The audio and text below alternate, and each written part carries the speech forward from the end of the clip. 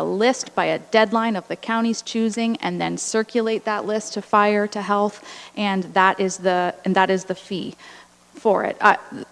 This is a working concept here, and I value your input. I'm not trying to remove departments, but I'm trying to find a better system. Okay. Can I ask, Yes. through your chair, can I ask Mr. Grisel a question? Because we've heard all about the risks, and so is there anything in that motion that stops you from working with the team to ensure these measures are put in place? Is there anything in that motion that concerns you that would omit you from ensuring fire is there, health is there? Because that does concern me, and it should concern council if that's omitted. No, through you, thank you to Councillor Martin for your clarification. So the effect of the motion will be that we'll have to draft a new bylaw to bring forward to council for consideration. And hearing that, we can definitely build in all of those requirements and work with the groups in order to do that. So no, my concern was in the general of it, that initially I didn't hear those components in there. I just heard the not the propaganda, but the merchandise. So yeah. Okay. Councillor Michelli. Thank you, Mr. Chair. Through you to Mr. Grisel. Andy, I just want to get some clarification because we are kind of talking about fees here.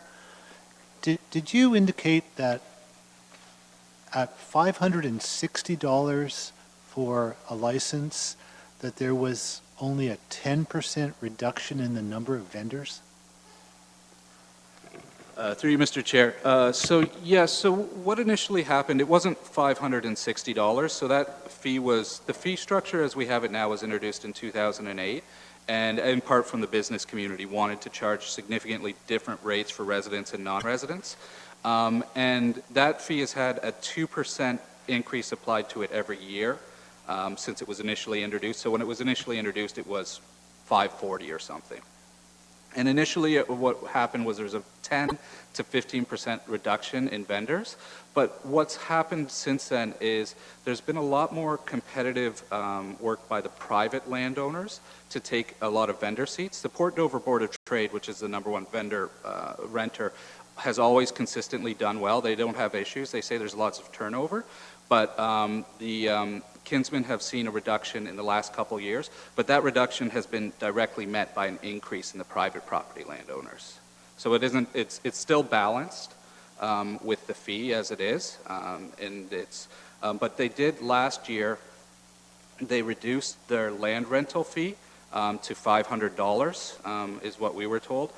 So they used to charge more for a boost spot than $500. That's outside of our fees.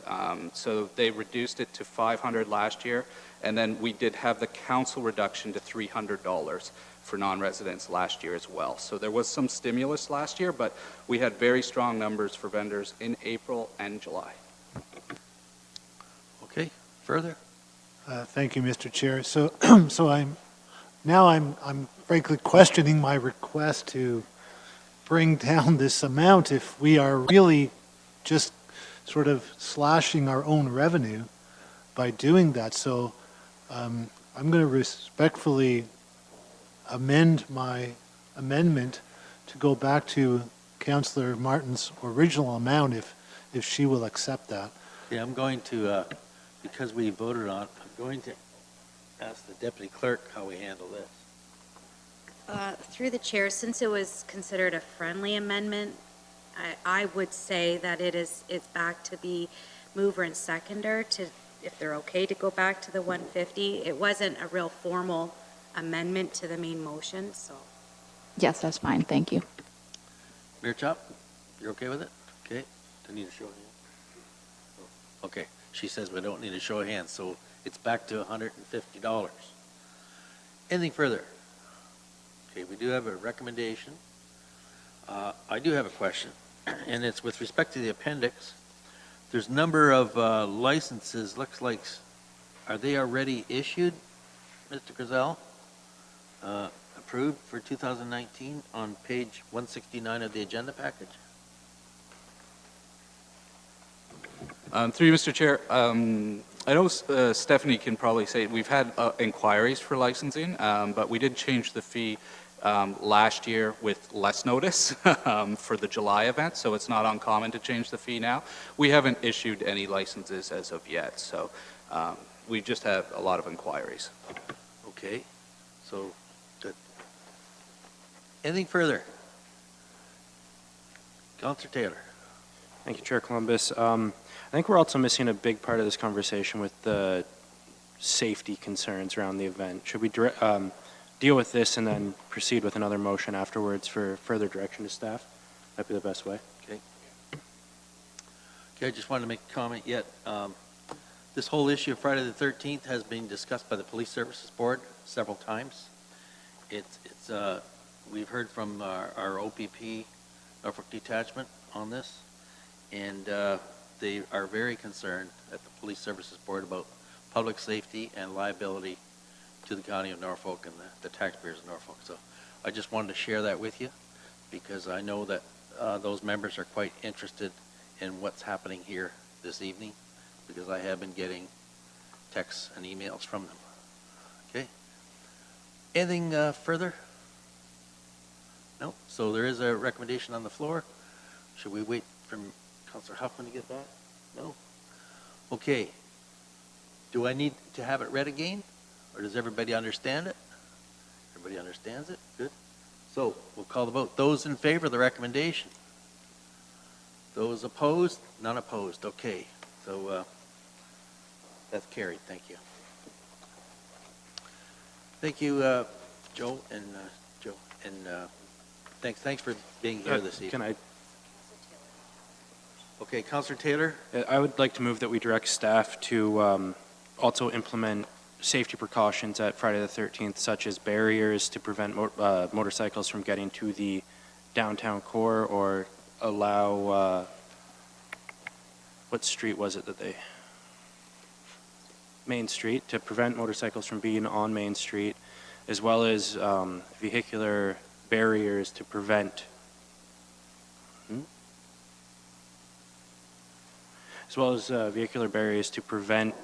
motorcycles and cars from getting down those roads as well. I'd be happy if this gets seconded to hear any amendments for other safety precautions to be included. So just to clarify, are you recommending no motorcycles on Main Street? We had the recommendation to prevent motorcycle parking on one of the streets. Which one was that? Through the chair, can I just get clarification? Are you looking for staff to investigate and report back? You're not, this isn't a definitive, this is how it No, will this would be, yeah. So this is, your motion is that staff be directed to investigate and report back? Yes. Is that, okay? Okay, just clarify. Investigate and report back to do what? To figure out which streets would be good to prevent motorcycles. Also, we had it recommended that there would be barriers of some sort to prevent cars and such, further prevention of them downtown. Or Okay. I think I'm going to let the clerk craft something, and I'm going to go to Councillor Martin. Just thank you, Mr. Chair. I was just going to offer some assistance to Councillor Taylor. I think the conversation was with regards to Main Street, and I would like to make a friendly amendment that parking still be in the report, that parking still be considered to allow happen on Main Street. However, maybe barricades or other parking options are brought back to council for consideration. You're saying parking of motorcycles, right? Okay, not other traffic. Yeah. Councillor Taylor, your response to that, because it is quite different than what you're proposing. I like it, but the concerns I'm bringing up were the moving motorcycles in and amongst the crowd is what this is trying to prevent, this motion. That was a great safety concern. Okay, I'm going to Mayor Chop. Well, maybe, I don't know, maybe the OPP is Inspector Varga is the right person to ask this question to, but if they're not parking on Main Street, or some of them aren't parking on Main Street, are they not going to, most of these guys come down to walk along and look at the bikes. That's the big thing. So if they're all parked on another street, isn't that just gonna make one of even the smaller streets now the main walk around? I don't know, I'm a little bit confused. Okay, got a few hands up. Who's got the answer to that one? I see Councillor Geisen's up first, then Van Passen. Thank you, Mr. Chair. What happens is, the reason for Main Street is that the people can get out and in of Port Dover. That's basically why it is down the main thoroughfare, or whatever you want to call it. Anyway, if you started put them on the outside, you're going to have a lot of people in Port Dover being very, very upset that they can't get out. So theoretically, that was the reason when they started that it would be down the main street. So that's the thing that we need to look after. Otherwise, we're going to have a lot of problems. Thank Councillor you. Van Passen. Yes, thank you, Mr. Chairman. Over the years, I've developed the theory that there's three different groups of people that show up on Friday the 13th. The first group comes, as the mayor said, they want to see the bikes, the show and shines. Usually the really good bikes get the best locations. They bring them there the night before, they show them off. They park them down the sides of Main Street, and that's what people want to walk up and down and look at those bikes and talk to the owners, and the owners get to brag about it. That's the group that shows up first thing in the morning. And it gradually changes to the afternoon crowd, which are the ones who just want to be part of the crowd, and they want to see the bikes, and they want to see the people, and they enjoy that whole atmosphere. And then gradually around supper time, that group sort of flips over again. And then there's the ones who want to see the bikes and maybe have a drink or two. And it's usually there's three distinct groups, but the big draw is to walk up and down and actually look at the bikes. So if the bikes are not parked on Main Street, as Councillor Geisen, they're going to be parked somewhere else, and the people are going to walk over there and over there. I think when I talked to Councillor Martin before, the idea of leaving one very clear lane down Main Street, that in the event of an emergency, that you will have one clear lane that an emergency vehicle could pass through, like they might have people on it, but hopefully they will move out of the way with the lights and the sirens, but not have it blocked by motorcycles and something to that effect. And I think you talked about like taking away one lane of the parking of the bike so that there will be an open piece of pavement at some point. But you can't just move all the bikes to somewhere else, because that just moves it to another area that's going to have a bigger problem. Main Street is the only wide street in Dover, right? So, Councillor Martin.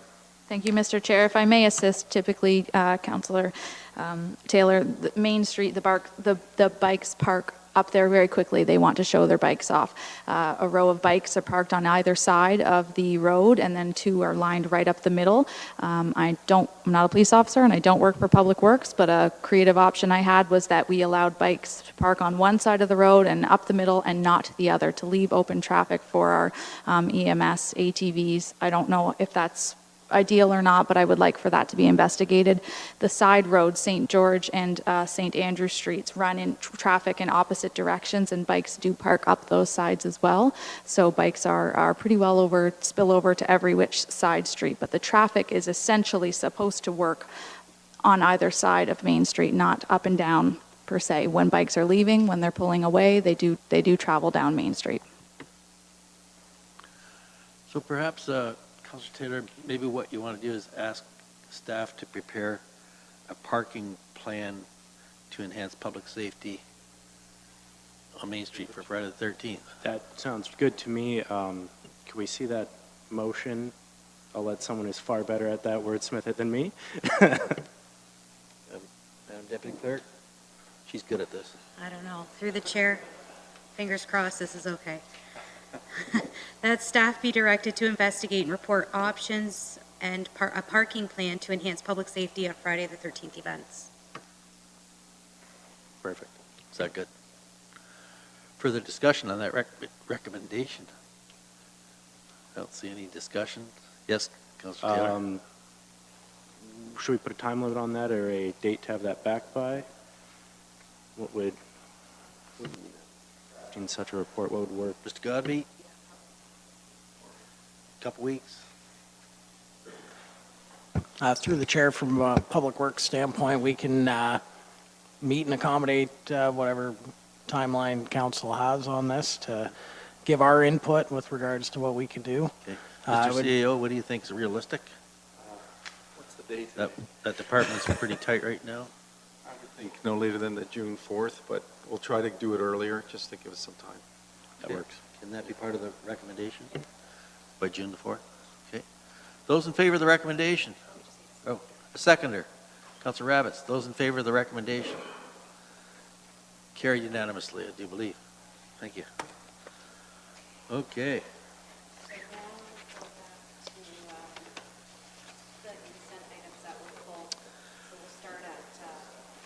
Okay.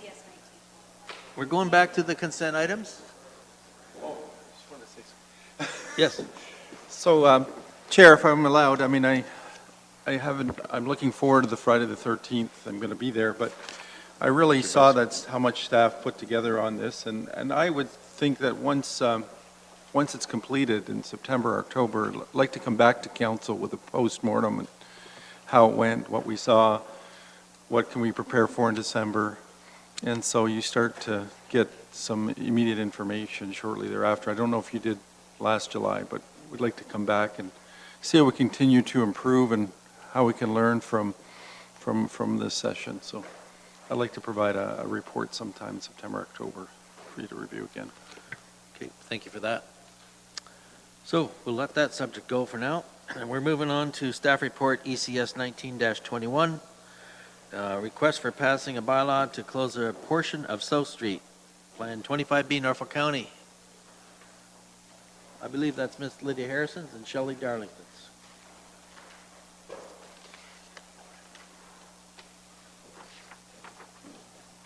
Thank you, Mr. Chairman.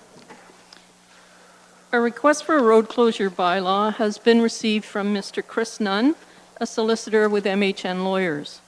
Mr. Nunn acts for property owners who are in the midst of selling their property, and the sale process has stalled due to a notation on their PIN that states, "Subject to the interest of the municipality."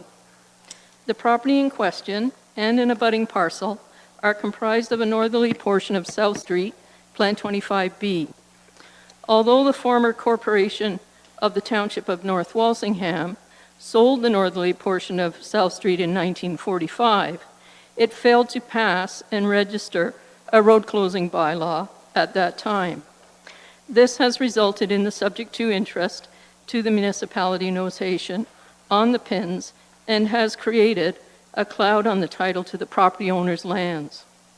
Staff confirm Mr. Nunn's findings of the omission of the registration of the bylaw and are requesting approval from council to draft a bylaw to close the northerly portion of South Street for passing by council at the May 14, 2019 council meeting and subsequent registration on title. Real estate transactions tend to be of a time-sensitive nature, and staff is requesting that council authorize the Realty Services Coordinator or designate to be allowed to submit road closing bylaws for passing without the need to present a report to council for situations and requests that are similar in nature as outlined in this report. This will contribute to a faster and more efficient process for property owners, as well as streamlining the process for the county. And staff will take any questions council may have. And this is in the village of Langton? Yes, it's in the village of Langton. Okay. So, questions to Ms. Harrison? Councilor Shelley? Thank you, Mr. Chair. Through you to Ms. Harrison. The report says that we've identified hundreds of properties in Norfolk County that reference the same notation that you mentioned, that is to be subject to the interest of the municipality. Are those properties, are they all or mostly in one of the former municipalities, or are they spread out throughout the entire county?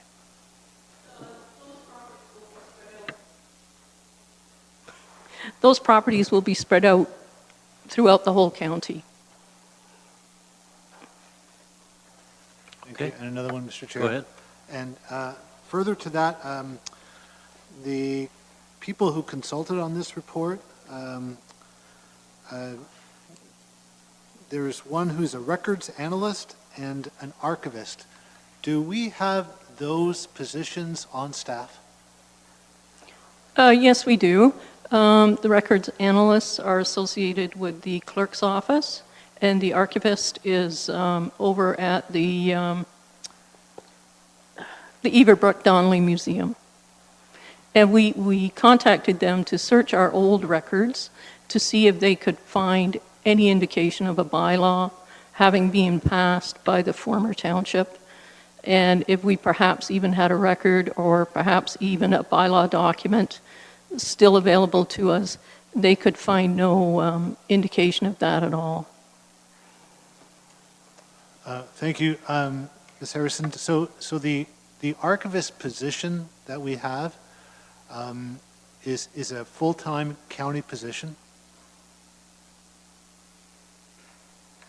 Through the chair to Councillor Michelli, I believe that position rests in Development and Cultural Services. So the best person to speak to would be to ask Mr. Enslin or confirm with the general manager in that area. I'm not certain what the position entails. Okay, Perhaps thank we you. can get an information memo on that, okay? I think that would be appropriate.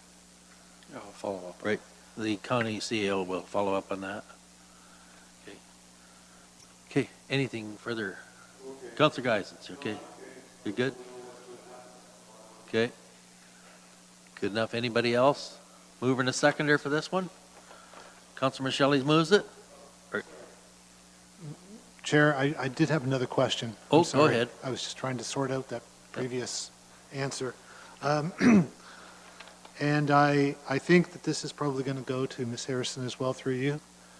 Are there any situations where that notation that reads, subject to the interest of the municipality, should stay? Through the chair to Councillor Michelli, not really. If the parcel that the property owner owns includes a portion of a street, but if something has been missed enclosing or conveying that street, then we need to correct that. And in order to do that, then we need to either register a bylaw, or if we're missing a transfer, then we would have to give them a consent that we hold no interest in that property. Each of these requests that will be submitted or received by staff will be reviewed to see exactly what the situation is. And if it varies significantly from what we're seeing today, where we're just missing a bylaw, then certainly we would bring a report to council for those situations as well. These do create a cloud on the title to people's properties, and it can be difficult for them to move forward with any kind of sale or mortgaging or anything that they want to do with their property. Thank you. Yes, this has been holding up the sale of a particular property for up to 2 months. Anybody else? No? Okay, I thought I saw Councilor Geison's hand up.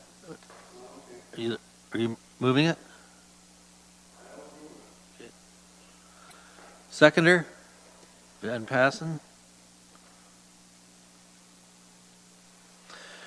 Moved by Councilor Geisen, second by Councilor Van Passen, that the staff report ECS 19-21 request for the passing of a bylaw to close a portion of South Street, Plan 25B Langton, be received as information, and that staff be directed to draft a bylaw to close the northerly portion of South Street, Plan 25B, for passing by council at the May 14, 2019 council meeting, and that the mayor and county clerk be authorized to sign a release and consent to deletion document, and further that council authorizes Realty Services Coordinator designate to present road closure bylaws required to facilitate the deletion of the notation of subject to the interest of the municipality on individual property owners' pins directly to council.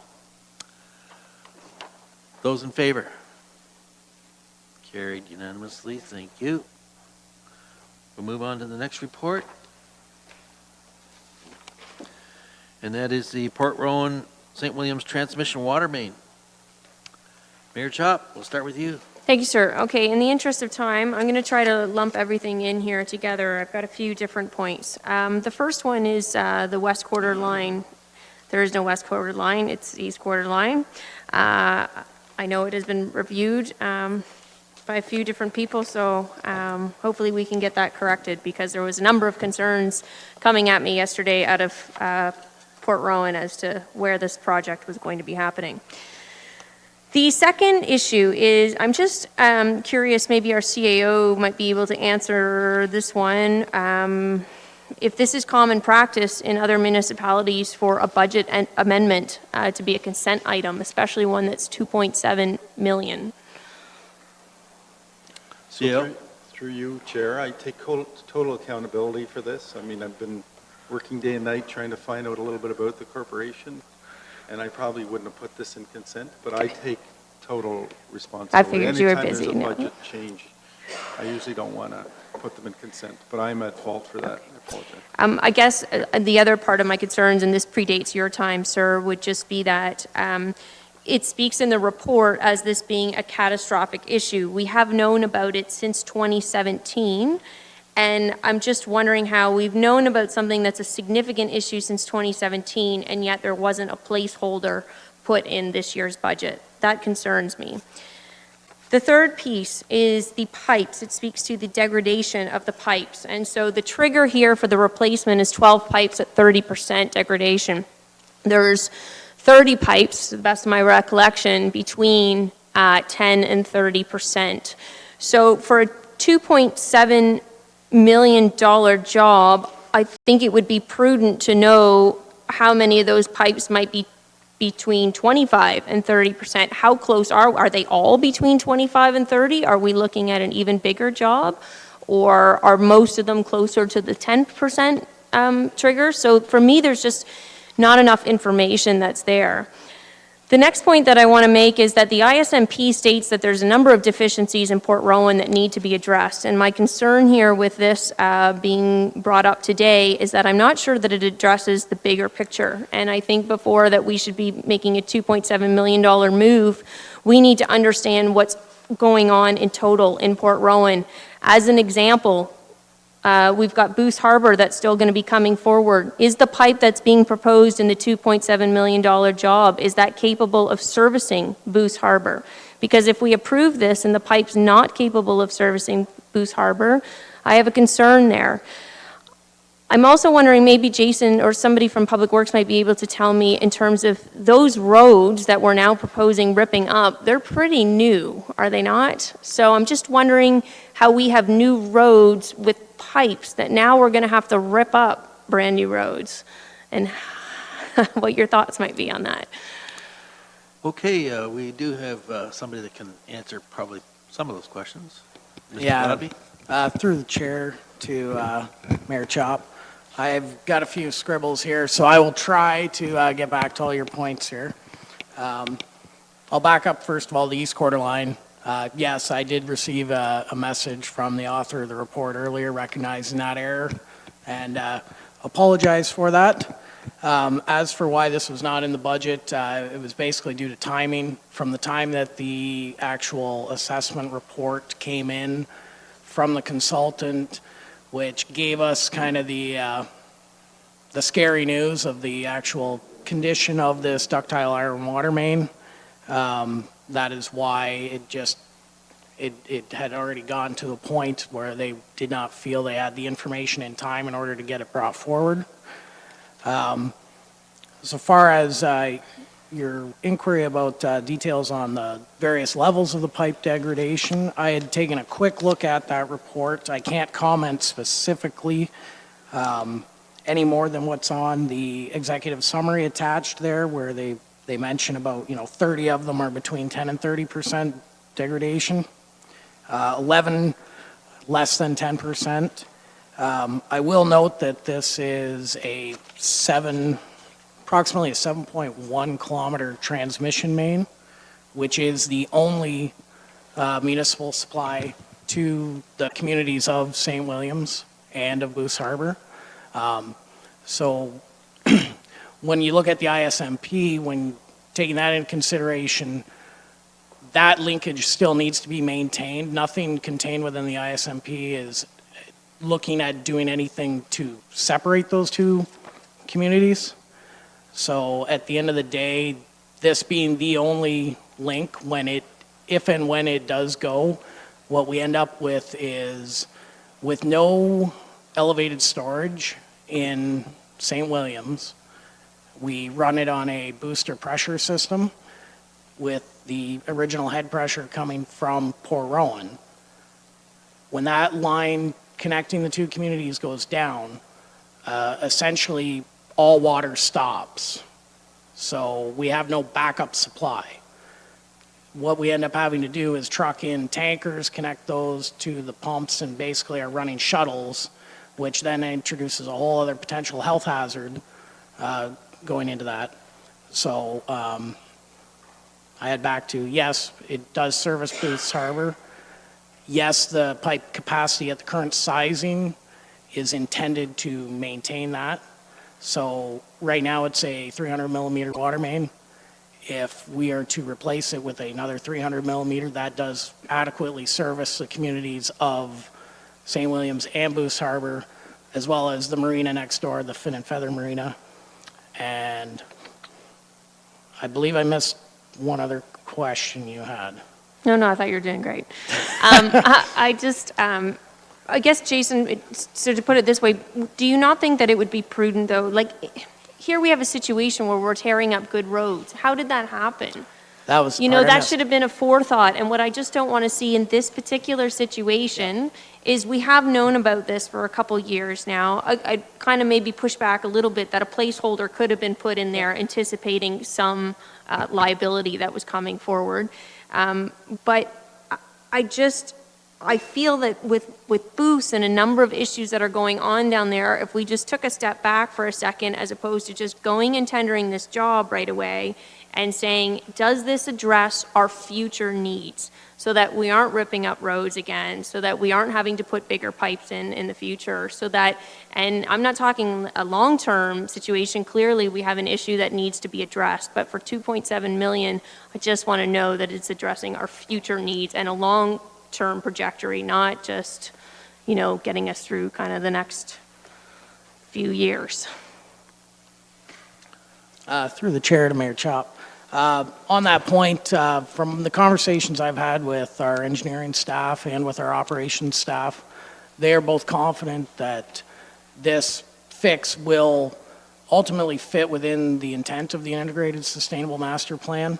I'm not sure how versed everyone is with that. One of the outliers of all of our overall water strategy for the county has always been Port Rowan and St. Williams and how to address their sheer geographic distance from our other urban serviced areas.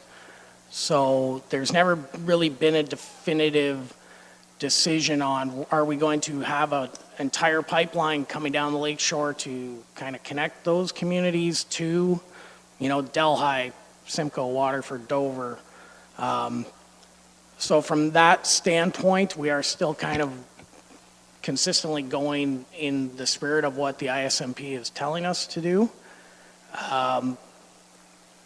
As far as the existing infrastructure in the ground, and I know we never like to have to dig up a road more than once, and the fact that this ductile iron water main, which typically has a life expectancy of about 75 years, has had this catastrophic failure, has been deteriorated at a rate greater than was ever anticipated.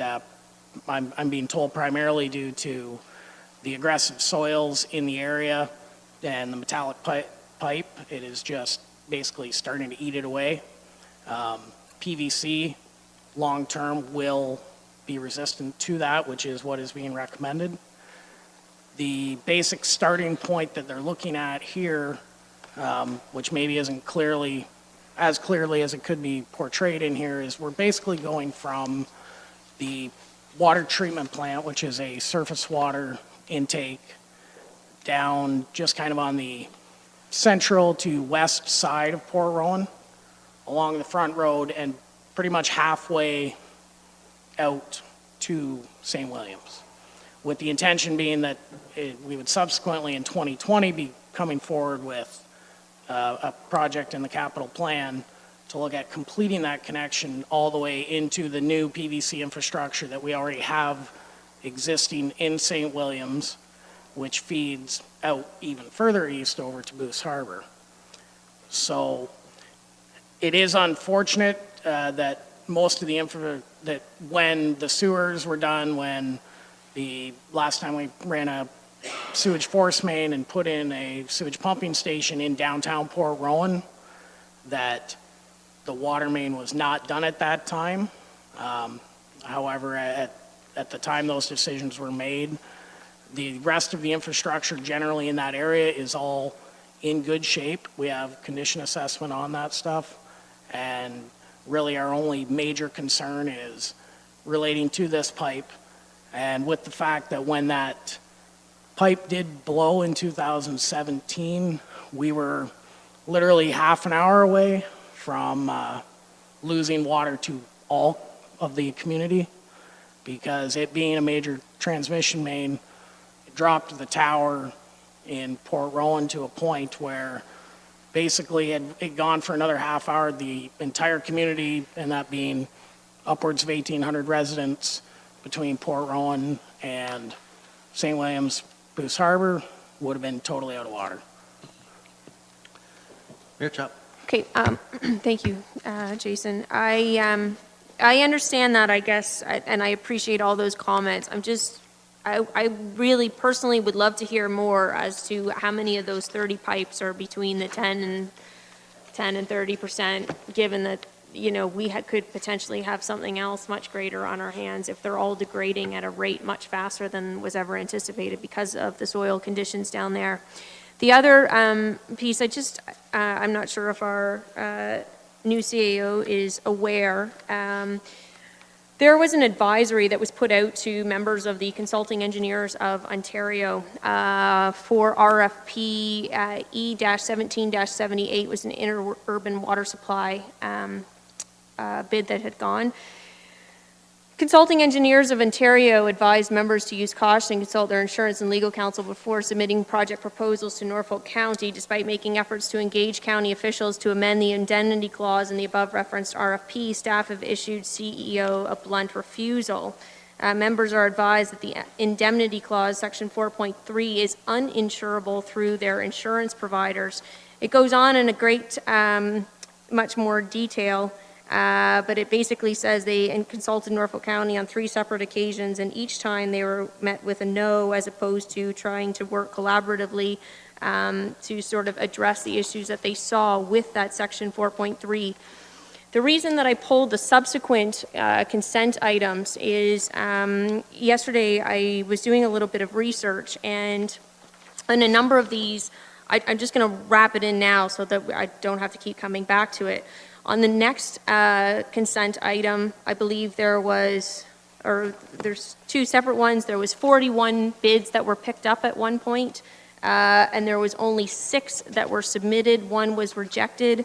On another one, there was only, I believe, 2 bids that were received. In this case, for the quote, or for the one that I just used from 17-78, I believe Ms. Darlington told me that there were 2 or 3 bids that were received for that job. And what I just concerns me, and it was actually through a conversation with Mr. Houghton that had alerted me to this advisory, because I asked him, why aren't people bidding on jobs in Norfolk County?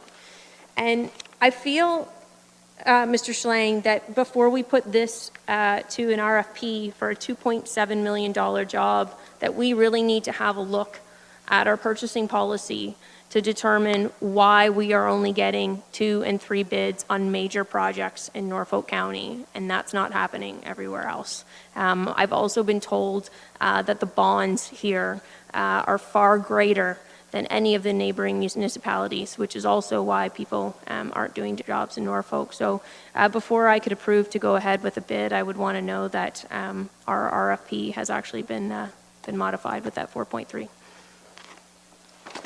And to add to that, what is the tendering time limit that we have to abide by? Is it 5 weeks?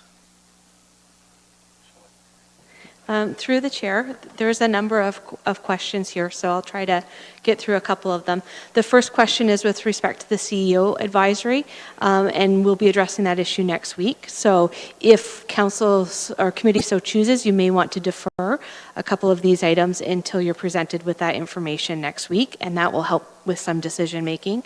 The second item that I jotted down quickly was with respect to the next report, PW 1925, and I think that the question was, there was 2 bids that were picked up, or 2 bids received and 15 bid takers. So proactively, from a purchasing standpoint, we actually reach out to bidders and ask them why they're not bidding on projects when we have less than 3. So we always try to achieve 3 bids. With the next bid that is under the consent item, and if you want to defer that, that is fine. We had people sweep our website, and they're not necessarily bidders. So in the next example, we had 2 building associations that picked up the bid just because they were curious. We had 2 bidders on that bid that chose not to bid because they felt the geographical distance was going to impact them, so they chose not to bid. And then we had another bidder on that bid takers list that felt the timing. They couldn't get their quotation and tender information together because they're working on other projects. So we do try to take a look at what's happening in the marketplace. Why aren't you bidding on bid documents? Is there anything that has been restrictive in the bid document so that we can make continuous improvements? The indemnification issue certainly has been identified, and we'll speak to that next week. With respect to, I didn't do any investigation on the next report with the 41 bid takers. I believe in the body of the report it speaks to a number of subs and associations as well that picked up that bid, but certainly we can do that investigation next week. And I do believe that we have a summary on bonding, performance security, and bid deposits that are compared to other municipalities, and we could bring forward that next week as well. Thank you, Shelley. Okay.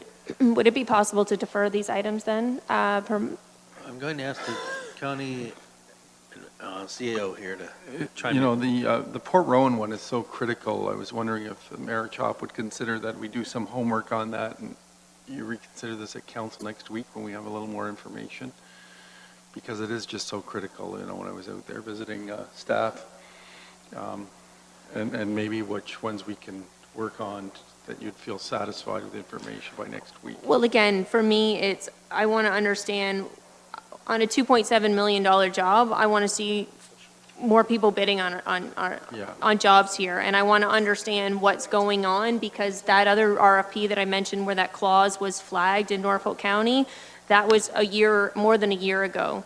And so I just don't want to see this go to tender without addressing, clearly that sentiment is out there. That might not be the only reason. I believe the bonds are creating an issue as well. But I'd just like to see that addressed before we just throw something to tender. Okay. Councilor Shelley. Thank you, Mr. Chair. I do want to connect a little bit with one of the mayor's earlier questions, and I'm just trying to look at this and maybe get some education about some of this infrastructure. And I think it's going to be, my question's through you to Jason, I believe. The type of pipe that was chosen for that location was chosen because of its impact and fatigue resistance and its wear resistance. And, so it was chosen for that reason. It goes on to state that normally that type of pipe lasts 75 years. Mm-hmm. We got 26 years out of a 75-year pipe. And my question is there no onus, or does the county have any redress to the manufacturer of that pipe as to perhaps it was a defective product in the first place? And/or do we have some recourse to some insurance based on a product that we obviously, at that time, in 1991, put a lot of money into, and we really got very little of a return on that? Who's got the answer for that one? That's hard. Oh, go ahead. Sorry, through the chair to Councillor Michelli. One thing I can very bluntly state is one of the things that was found with the excavation and investigations done on this pipe was that, as I had referenced about the aggressive soils, when this pipe was installed in 1991, it was all filled with native backfill. A lot of the soils in the lakeshore area are typically more caustic and aggressive, so they do attack metals. Looking back on it now, we never would have had native backfill used. It would have been imported fill, something that would actually not allow this corrosion of the pipe from the outside, like what we are experiencing. One of the other things that this transmission main is drastically lacking on is cathodic protection, where you basically install sacrificial anodes along the main so that actually those are consumed prior to the actual metallic of the pipe. Those are two deficiencies that we did notice through this investigation that we did do. As for any recourse relating to the pipe manufacturer and all that, I honestly, I cannot speak to that. It is something we could definitely look at. I mean, obviously that, and our concern right now is with the general condition of this pipe and with the fact that another failure of it will have significant impacts to our customers. So that's why we are here, just trying to get things going in the right direction moving forward and addressing our current situation, but we will definitely look into those other things. Okay. Thank you very Councilor much, Mr. Chair. Also, if I can add another one. Go ahead. So, and again, this is just an extension of one of the mayor's earlier questions. So, if this soil is so aggressive, then is it possible that the pipes that have less than 30% degradation could end up failing at an even faster rate than the pipes we're currently talking about?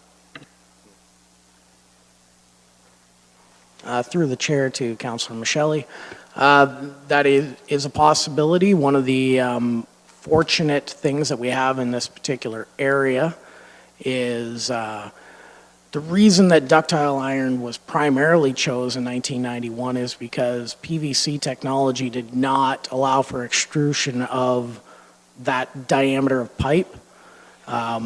So we have very little, whenever you needed to get to a larger diameter pipe, you ended up going with a metallic substance or a concrete type pipe. Now with PVC, you don't run into those corrosion aspects of things. Most of the rest of the entire distribution systems in Port Rowan, because it's generally a newer boomed community, is all PVC pipe. We actually do have a cast iron water main replacement program that we work through as well, not specific to this area, but it actually ties nicely to the next report coming up, whereby we are actively trying to remove those metallic pipes, especially in the areas where we've identified an increased number of breaks and where we know there are characteristically aggressive soils. So I'm not sure if I just wandered off on your question there, or if I think you've kinda done the best gave you you could to answer So- that question. I'm going to go to Councilor Van Passen. Yes, thank you, Mr. Chairman. I looked at this report, and I thought about a lot of the same things. If that pipe's already bad, the next one's not that much better, the next one's not much better. And I remember when I was a kid, we used to have move irrigation pipes, and sometimes Dad didn't think we were going fast enough. He'd turn the tap on first. We had to keep up. And when you got a cut and splice pipes and keep the water on, that seemed like an awful lot of extra work to me. Why wouldn't you just bury a whole new line in the ditch beside the road, and when it's in there, turn it on and turn the other one off and just abandon the old one? Wouldn't that be a lot cheaper in the long run? We're replacing almost all of it now anyway, so just put a whole new line in. Scotty?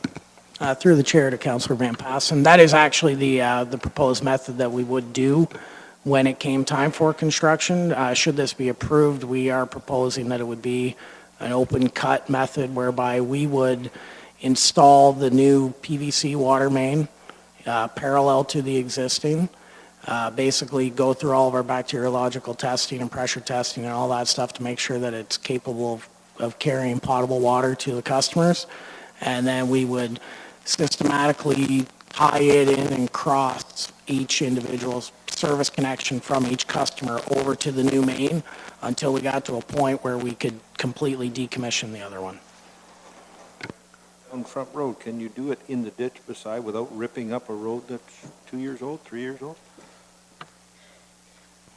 Through the chair to Councillor Van Passen, without actually having full locates done to know what other infrastructure is buried within that roadway, I can't really say at this time, but you can generally be assured that we definitely would want to put it in out of the roadway wherever possible.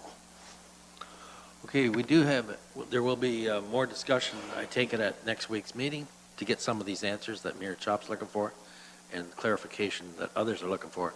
So I'm going to ask the Deputy Clerk here to read the motion that's on the floor. Through the chair, what we have right now is just a deferral motion, basically, to give staff an opportunity to provide additional information, and that would be just back on the May 14th council agenda. So just, we don't have a mover or seconder yet, but a deferral motion could be in order. 1 week from today, and Mayor Chop's moving that recommendation, and Councilor Rabbits is seconding it. Okay, those in favor? That is carried unanimously, so we'll hear more on that. Staff's got a lot of work to dig up here. And we're moving on to the next one is Port Dover situation. Report PW 19-25. Looks like a lot of things happening in the south end here. Mr. Godby, is this you? Okay, go ahead. Yes, it is. Thank you, Mr. Chair. To council, basically what you're looking at with this report, PWE 1967, we are looking to award the engineering design of and inspection services for a number of streets are listed on page 1 of the report, page 19 in your package. Basically, we are looking at water main replacements, Hazel, Ryerson Crescent, Glendon Court, Swan, Douglas Street, as well as full reconstruction of Sunning Hill Drive. Basically, the things of note here, the water mains in these areas, in all of these areas, are 4-inch cast iron mains, which are drastically undersized when it comes to fire requirements. They are pre-1950, we have, over the past 3 or 4 years, have had a drastic increase in the number of water main breaks, primarily due to age of the infrastructure here. In the streets, being Hazel, Ryerson, Glendon, Swan, and Douglas, where we are not proposing full reconstruction, it is a straight-up replacement of this 4-inch cast iron main. The sanitary sewers were installed in the 1980s. They are in relatively good condition. Generally speaking, there is minimal storm infrastructure in those areas, so we are not proposing any major changes there. Essentially what you're seeing is that we have received 2 bids with regards to doing the engineering and field inspection services for these projects, and are recommending that you approve our award of these contracts so that we can get the ball rolling on getting this work done. Once those drawings are done, we will go out to tender and be back here for a report seeking the award for the construction of the works. Happy to answer any questions you may have. Questions to Mr. Godby? Councillor Van Pass. Yes, thank you, Mr. Chairman. I do have the technical question. This tender is awarded on a price per point basis. Now, does that mean that they score each of the contractors and then multiply that by or divide that into the number of points, and the best price per point is the lowest bid, or is it, or do they qualify and then the lowest bid is opened? If somebody could explain that to me?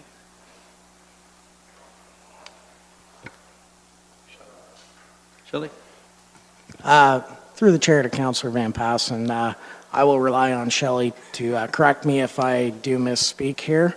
However, with engineering RFPs, basically our process is we give them the generalized scope of the work and what we're expecting to see back. They submit a proposal back to us.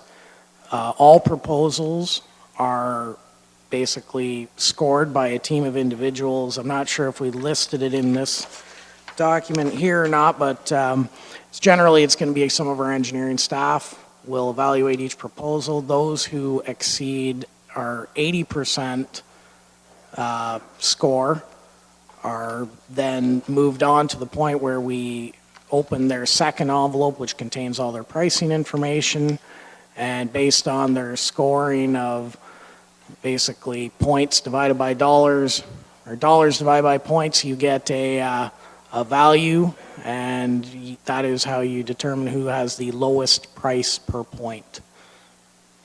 Mr. Van Passen. Okay, see, this is where I get into the little problem, because let's say hypothetically we have two tenders. They both score over 80 points, so they're both qualified firms. The first one puts in a bid of $260,100. That works out to $3,251 per point because he scored 80 points. The other bid, oh, he's a good guy, he gets 100 points, so his bid's $325,000. So, oh, his price per point is only $3,250, so that's lower price per point, but the bid of the contract costs $65,000 more.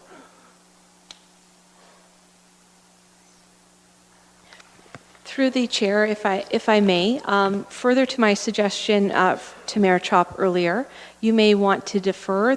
I thought we were deferring 3 reports from Public Works so that we could bring back further information next week.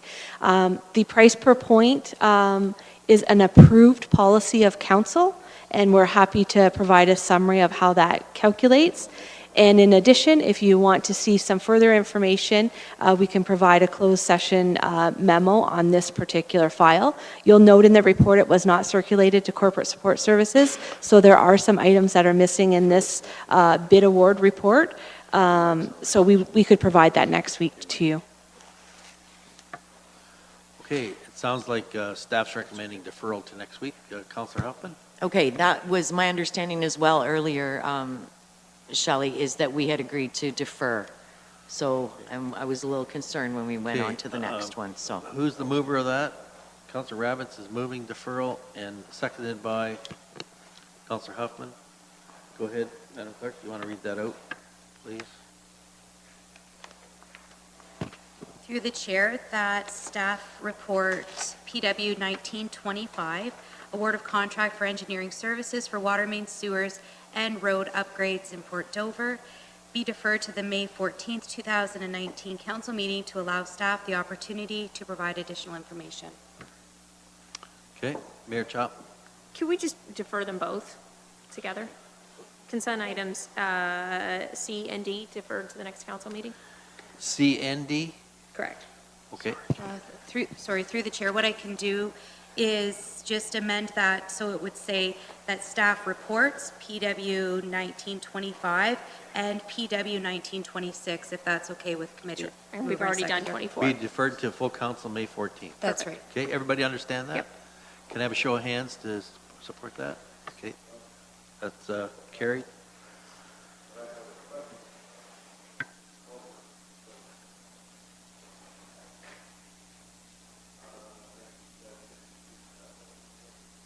Well, that's the one we're deferring to next week.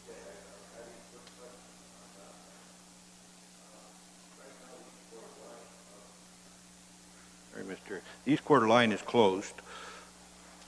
Marburg Road is closed, and then we're going to replace the culvert on the Cockshut. Is the East Quarter Line at least going to be open before they rip out the culvert on the Cockshut? And is that work going to be not interfere with September the 13th? Okay, Mr. Godby, I think you probably don't have the answer to that, but can you make sure we have that to get clarification by next Tuesday? Okay, Through the chair, yes, absolutely. We will, I'll get you those answers for next week, no problem. okay, thank you. So we're now moving to item E, the 10-year housing and homelessness plan review. We have about 5 minutes. And do you want to pass a motion to go past the hour at 9? Okay, I need a mover for this one, a seconder that notwithstanding section 410 of the procedural bylaw, council proceed past the hour of 9 p.m. to address matters at hand. Mover, Michelli. Seconder, Rabbits. Those in favor?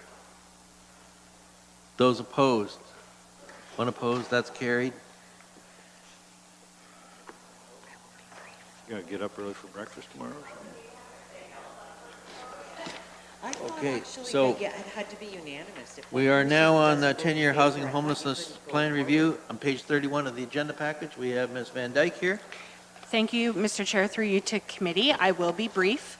The purpose of this report is to inform Council of the provincial requirement for us to undertake a 5-year review of our 10-year housing and homelessness plan to obtain Council support for the project's terms of reference and direction to retain the services of an external consultant to undertake the data gathering and analysis and facilitate the community engagement sessions that are required as part of the review. The Housing and Homelessness Plan was adopted by Council in 2013 as mandated by the Housing Services Act. We must undertake an annual report each year and a more comprehensive review at the 5-year mark involving updating our demographic information and community needs assessment. We must also include community engagement as part of the review process.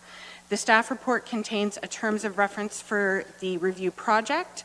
The project will be led by the housing team of the Social Services and Housing Department with the support of a technical team made up of staff from both counties and our community partners. Through the budget process, approval was given for funding for this project, including the retaining of services of an external consultant and with funding coming from the Social Housing Reserve. I do want to note for Council that since the submission of this report, the province has changed the review deadline to December 31st for all municipalities, so we do not need to take any other action on that issue. The 10-year housing and homelessness plan is an important document as it reflects our community needs for affordable housing and guides our decision-making related to affordable housing funding, allocations, and development. We look forward to providing Council with updates throughout the life of the project, and I'd be happy to answer any questions. Questions for Ms. Van Dyke? Yes, Councilor Michelli. Thank you, Mr. Chair. Through you to Heidi. Heidi, I just want to clear up, I'm trying to figure it out, and I can't, on page 6 of the report, 43 in the council agenda package. The council resolution reads that at the April 18th, 2019 Haldeman Norfolk Health and Social Services Advisory Committee and at the May 7th Norfolk Council and Committee meeting, it was decided that, and I'm sorry, I don't follow this.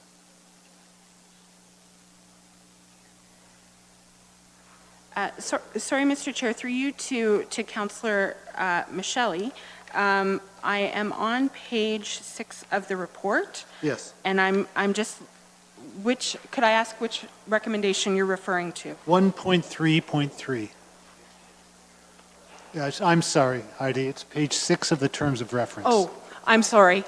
Through you to Councillor Michelli, I think that this is a draft terms of reference that was working under the assumption that approval would be achieved. If for some reason approval was not achieved in the way that we expected, then we would not move forward with the terms of reference as they are drafted. Okay, thank you. So then we are not going to go ahead with this? So, Mr. Chair, through you to Councillor Michelli, we are asking for approval to go ahead with this project as mandated by the province in accordance with the attached terms of reference. Thank you. Okay. Further, Councillor Van Passen. Yes, thank you, Mr. Chairman. I heard some news a while ago. They are talking about amalgamating the different health units, and they're doing all these different things.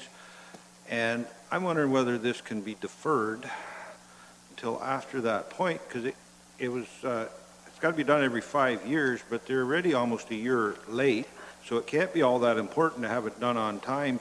So why not just defer it until we figure out what we have to do about it? They get annual updates anyway, so I question whether we could just defer it in the first place and deal with it next year.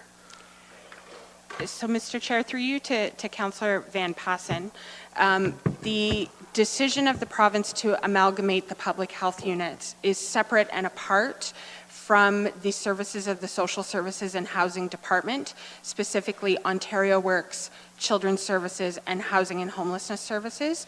Those three program areas are the responsibility of what is legislatively called the Consolidated Municipal Services Manager, and that is separate from public health. So there have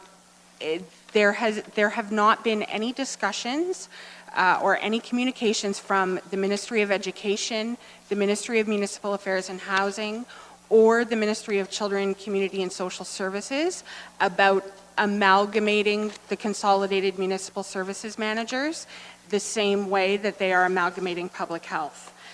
We cannot defer this project because the Housing Services Act, the provincial legislation that governs social housing administration, says that we must do a comprehensive review at the 5-year mark, and the ministry has indicated that that review is due by December 31st, 2019. Councillor Van Passen. Well, that would be the other half of my question. If they mandate it must be done at the 5-year mark, that was July 3rd of 2018. It should have been done over a year ago. So why wasn't it done a year ago? Like, who's not keeping tabs on the calendar there?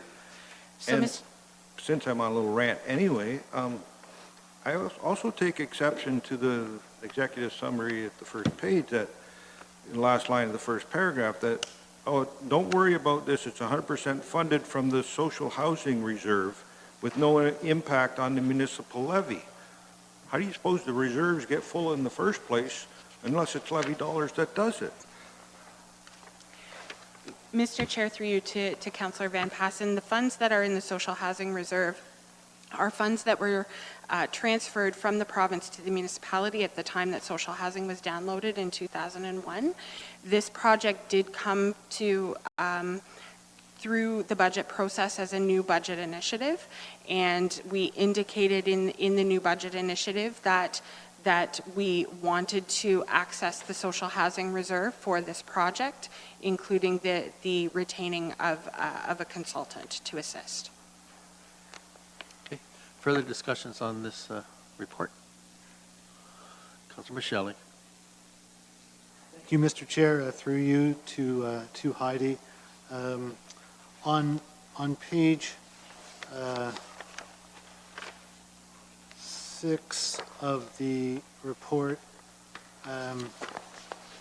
I'm sorry, on page 3 of the report, I'm looking at page 55 of our council package.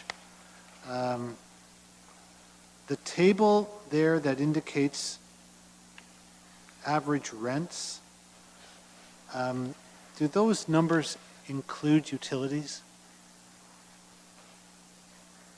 Mr. Chair, through you to Councillor Michelli.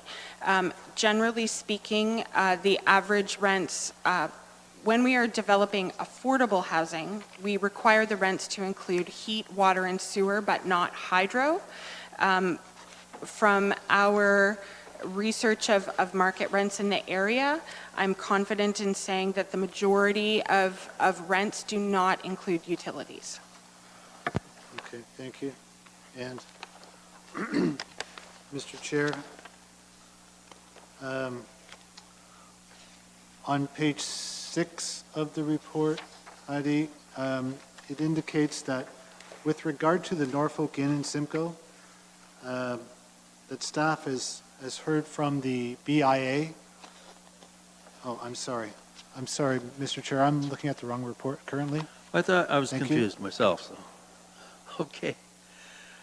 Okay, I need a mover and a seconder for the recommendation as printed on page 36 of the agenda package. Mover and a seconder. Huffman and Michelli.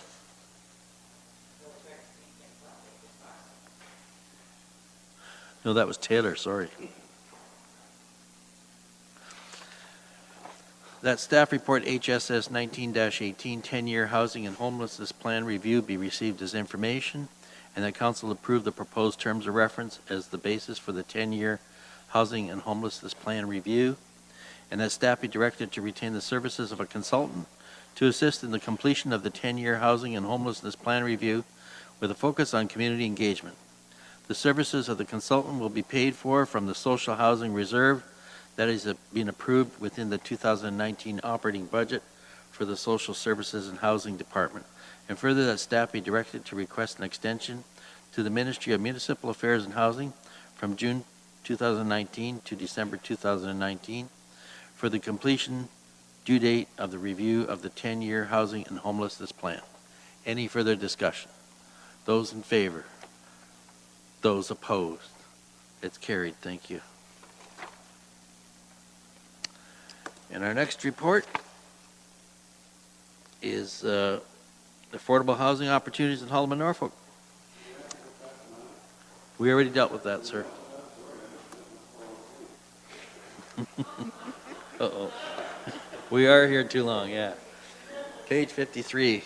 Go for it, Ms. Van Dyke. Thank you, Mr. Chair. Through you to committee, the purpose of this staff report is to provide council with some additional information about affordable housing, to begin the conversation about ways to meet the need for affordable housing in Haldimand and Norfolk, and to ask for council direction for housing staff to undertake further research into options for council to invest in affordable housing development. These options would be brought back to council for consideration as new budget initiatives during the 2020 budget process. Additionally, staff are asking for council approval to explore partnership opportunities in a current affordable housing development, namely the Norfolk Inn. There is an acute need for affordable housing in both counties.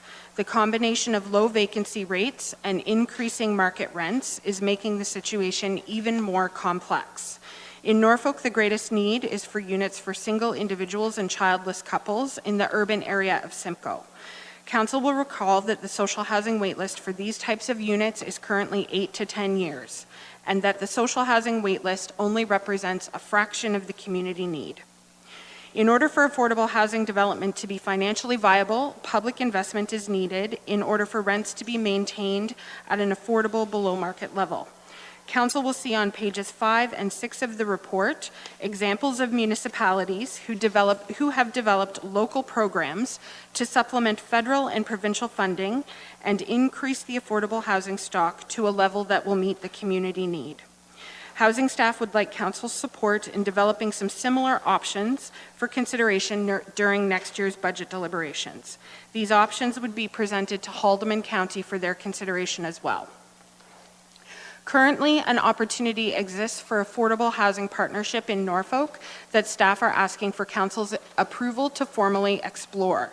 As council is aware, Indwell has purchased the Norfolk Inn in downtown Simcoe and has plans to redevelop the building into 32 bachelor and one-bedroom affordable housing apartments with redeveloped commercial space on the main floor.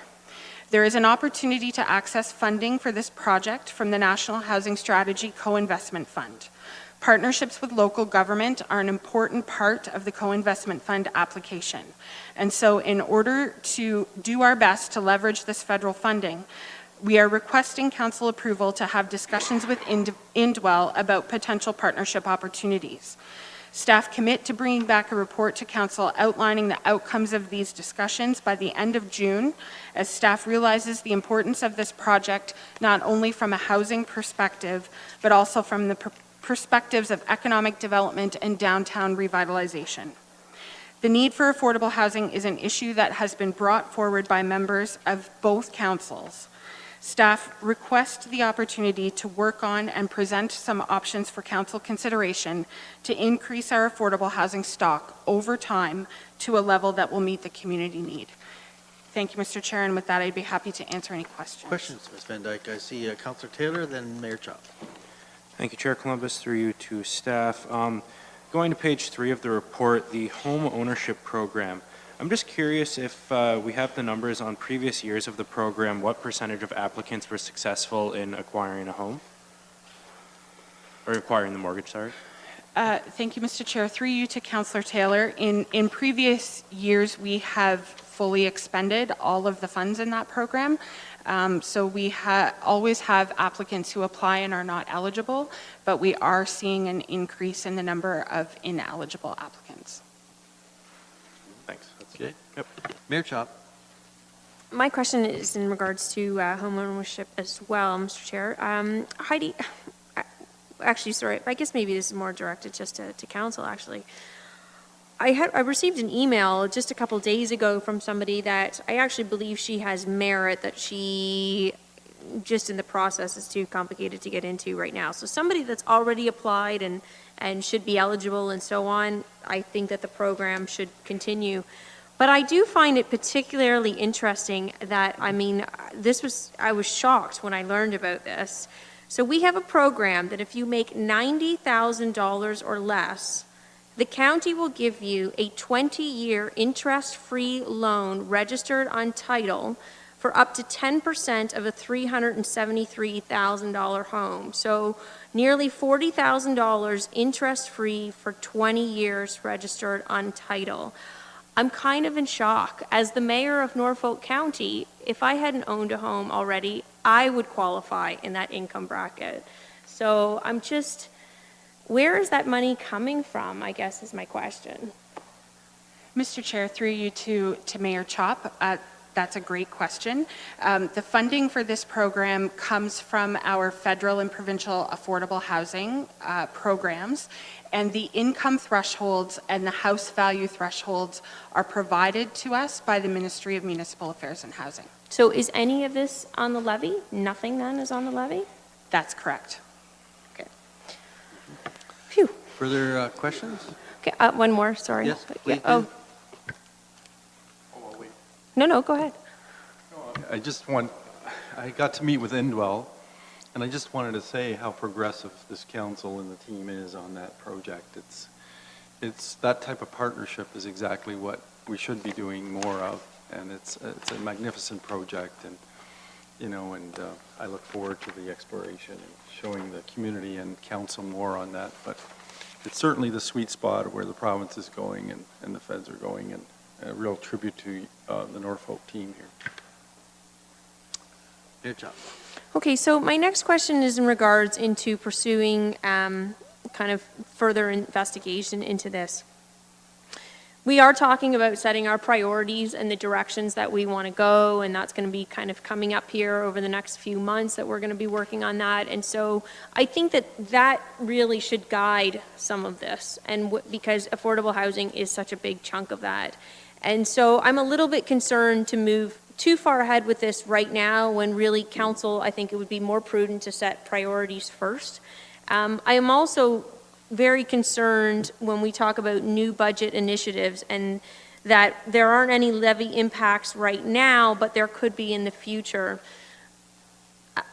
The last I checked, we aren't a socialist country, and so I'm a little bit, I don't feel that should be on the tax levy, affordable housing solutions. Do I think that we as a county and as a council need to come up with solutions? Absolutely, I do. But we have we have assets and land. We could create partnerships, with developers. There's a number of options that are available to us that doesn't include the taxpayer funding affordable housing, which I don't think is fair. So I guess for myself, I would prefer to see further work on this be deferred until such time as council can set our priorities and sort of provide some guidance as to the directions that we would like to go. And again, from my perspective, that would be to not have an impact on the tax levy.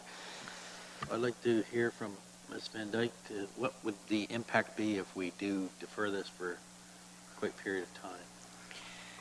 So, Mr. Chair, through you to Mayor Chop and to the rest of committee, should committee agree with the overall philosophy of having us explore options, certainly I hear the concern and the direction very clearly that you wouldn't want us investing too much time into this until after the council strategic plan priority setting. And I completely understand and agree with that sentiment. And that's why we had indicated and asked that for those, anything that could have or would have a levy impact, that would come back to the 2020 budget session as a new budget initiative. Mr. Chair, the mayor is absolutely correct that there are lots of options that we could consider that involves land or waiver of fees or whatever, and we would include those in our research options as well. Mayor Chop? Okay, I think that's fair. I just, again, I feel that during our strategic priorities, that would be something to discuss, whether or not we were willing to entertain options that had an impact on the levy or not, and not just having them be put in the budget initiatives next year, so. Okay, I'm going to go to Councillor Van Passen, then Huffman. Thank you, Mr. Chairman. I had some of the same concerns. Like one of the recommendations is to develop a plan based on the 10-year housing and homelessness review, which I thought was the one we just approved. That's not going to be completed till December of 2019. That doesn't really give us a lot of time. And maybe I'm agreeing with the mayor's sort of concept here, but I don't believe that the municipality has to be all things to all people. What we need to do is help to create the environment so that people can do things for themselves. So should we be looking at better ways to subsidize somebody's rent? I don't think so. Can we look at better ways to create that environment? Maybe that means changing our zoning bylaws to allow apartments in houses that are not currently allowed. Tiny homes in the backyard, like a granny flat, but that is rentable at a low rate. Create that environment that we can do, and look at those type of options, not just automatically going, where can we find money to subsidize accommodations? But I would like to ask the mayor, would you still, like, if you wanted to defer this, allow them to enter into those discussions with Indwell as a separate motion without losing that off the table? Yeah, absolutely, I would support separating that. Councillor Huffman? I just want to say that I think going back when we look at, I know that we've heard over and over since council started that we were elected, you know, for change and things like that. I know that's your favorite phrase, Mr. Columbus. But the other thing that I think we could all reiterate on the campaign trail is that affordable housing, youth retention, those types of things were very important issues to a lot of people. And I think it's prudent that when you have a complete community, that those are the things that you need to take into account. So I can't support deferring this, if that, or I know that we looked at the separation from the indwell thing, but I would like to keep it as is. Councillor Taylor? I have to agree with Councillor Huffman's sentiment there. I don't see anything wrong with bringing options back that may impact our levy. It's the only way to move forward, in my opinion, right now. It's the way that we can protect those most vulnerable sectors in our county, is at least see the options. There are going to be other options that may involve, you know, like the tiny homes in the backyard, like Councillor Van Passen suggested, but at least seeing the options come forward, I think, is very important. So then we can weigh them for what they are. Anybody else? Okay, I'll just chime in on this one. We know we have a truly shortage of affordable housing, and it'd be a real shame if we didn't move on this when the provincial and federal government is talking about programs that are available. It's the way I see it. But I do have one question. The Haldeman Norfolk Housing Corporation, I sat on there for a number of years, and now Councilor Rabbits is there, and I know they had this regeneration study, and they're ready to move on this Port Dover, putting an addition on the Port Dover affordable housing unit down there. Would they be able to chime in, get involved here with this type of programming? So, Mr. Chair, the Haldeman Norfolk Housing Corporation is absolutely a very important housing partner of ours in this community. They are our largest social housing provider, and they are the municipally owned housing corporation. You are correct that we are working with the clerk's department in both counties to schedule a shareholders meeting so that all of the shareholders can consider the regeneration study and start to have that conversation as well about what the shareholders would like to see as the future mandate of the Haldeman Norfolk Housing Corporation. I'm pleased to hear that. Communication's good, and I know they'd be very pleased to move forward on it. They've been waiting for a couple of years to make things happen. Anything else? Okay, Councilor Michele. Thank you, Mr. Chair. I hope it's all right now. I'm not sure who to direct this on staff to. I'd like to ask a question about the Norfolk County Housing Study. If we can go to that now or not. Go ahead. Yeah, please do. I'm just a bit puzzled by page 34 of the study. And by the way, I just must say that this is an excellent study. It's very thorough and covers just about every aspect of this topic. But I do have a question about page 34 of the study. That's 101 for our committee agenda. The table 14 talks about the number of eligible applicants on the centralized waiting list. And we have been describing this circumstance as getting worse all the time. This table suggests that the number is going down. Now, I do concede that this is obviously, and that's why I'm going to ask staff, and maybe Heidi can take this, if that table takes us only to the year 2015, I'm wondering if that's a bit misleading. There's only 2 years in that table where the number of people on the waiting list has gone down considerably. I'm wondering if that just doesn't reflect the change over the last 3 years. So, Mr. Chair, through you to Councillor Michele, this housing study was done as part of the Norfolk County official plan review as an appendix to that. So that's why the numbers are a bit dated. But certainly I would be happy to go back and do an update to this chart and provide it to council in the form of an information memo so that you can have some more updated trends. Thank you, Heidi. Okay. Mayor Chop. Thank you, Mr. Chair. Just one final point before we move away from this that I wanted to make. I couldn't agree more, Councillor Huffman, that yes, we need affordable housing options in Norfolk County. Even speaking with Councillor Rabbits often in terms of employees coming here, we've got jobs, but we don't have places for people to stay. But the challenge that I'm having is that raising people's taxes to create other homes, which are then increasing year over year, is a perpetual cycle and is not creating affordable housing. We're using staff time, we're paying additional staff to do a review.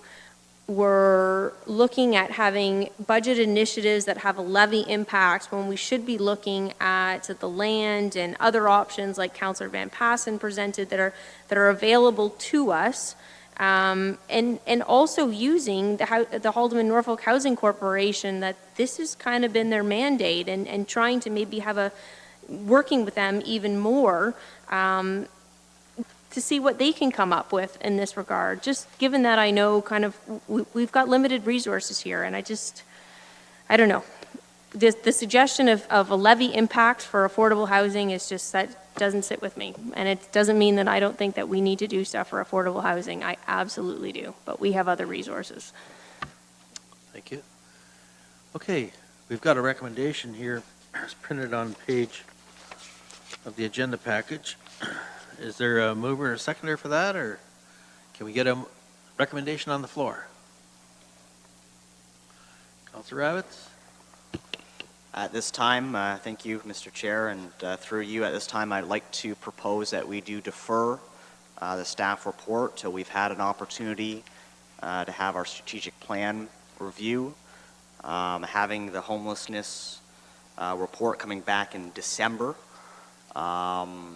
is quite, it seems like a far time away now. It's going to sneak upon us real fast, then we'll be in 2020 budget deliberations.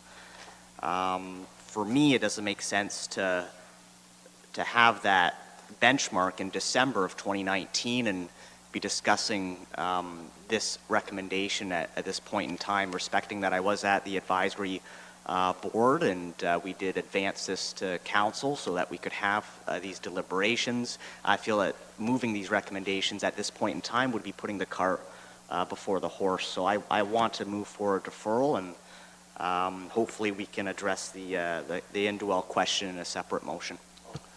So you're moving a deferral until our strategic planning session is finalized? Correct. And hopefully that will inform the process. At that point in time, we can discuss what we're going to be deliberating on in December of 2019 regarding the homelessness plan review. I think that'll be all very timely, and we'll have that discussion. A seconder for that. Mayor Chopp's a seconder. And does everybody understand the deferral? Any discussion on that further? Mayor Chop? There's no discussion on deferral. No, that's true too. Okay, going to call for the vote. Those in favor of deferral? How many in favor? Show hands again, please. Those opposed? 3 opposed. That's carried. Thank you.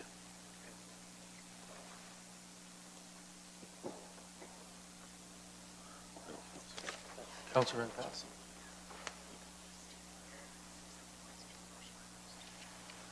Okay, the clerk is showing me this, that the last 2 paragraphs of that recommendation that was put forward, I'll just read them out, and that staff be directed to enter into formal discussions with Indwell about potential partnership opportunities in the redevelopment of the Norfolk Inn as affordable housing with supports, and further that staff report to Norfolk County Council the results of the formal discussions with,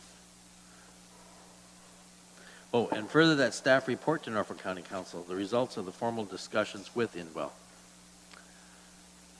Councilor Taylor? I'd be happy to move that. Okay, Taylor and Rabbits. Those in favor? That's carried unanimously.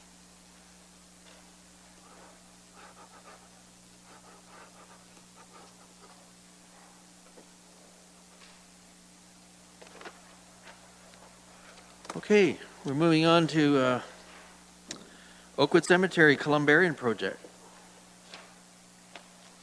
Mayor Chop. I spoke with Mr. Boerkamp earlier. Actually, it was the first time I got to meet him, and he answered a number of my questions. But he did seem to be in agreement with me, and I'm just on the financial services component, and this is kind of a concern of mine. So we're allocating $30,000 in the capital budget. I'm just wondering where the revenue is. People pay a lot of money when they die to be buried. Who's got the answer to that one? Mr. Johnson. Thank you, Mr. Chair. To Mayor Chop, the $30,000 will be funded from the tax levy. Okay, so we built a 75 unit that is 60% sold. Where did the revenue go from that? Through you, Mr. Chair, to Mayor Chop, I would have to double check this, but if we budgeted correctly, then the revenue would have went to the Community Services Division. Okay. So I think that there's something wrong here with perhaps there should not be an impact on the tax levy for something like this, with the revenue then being allocated to a different department or that department as a whole.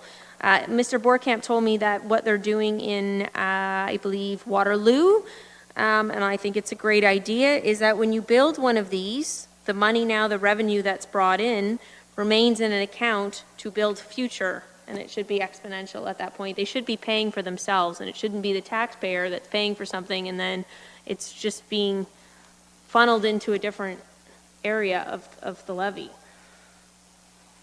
Through you, Chair Columbus. So I'd have to have a conversation with Mr. Beaucamp to make sure I understand what he's saying and what you're saying. There is a component, it's called care and maintenance with cemeteries, where we're legally obliged to put that into a reserve for future operating costs related to care and maintenance. So that could be what he's talking about. And as far as the revenues, I could double check that to ensure that we've adjusted the budget accordingly. Thank you, Mr. Johnson. Through you, Mr. Chair. Yeah, no, I didn't mean in terms of the operating costs. I understand that there would be a component that would have to be put aside in the reserves for that. I'm speaking specifically about the construction of these columbariums. And I don't believe, to repeat myself one more time, that that is something that should be impacting the ratepayer in Norfolk County because somebody is choosing to put their family member in a columbarium in Simcoe.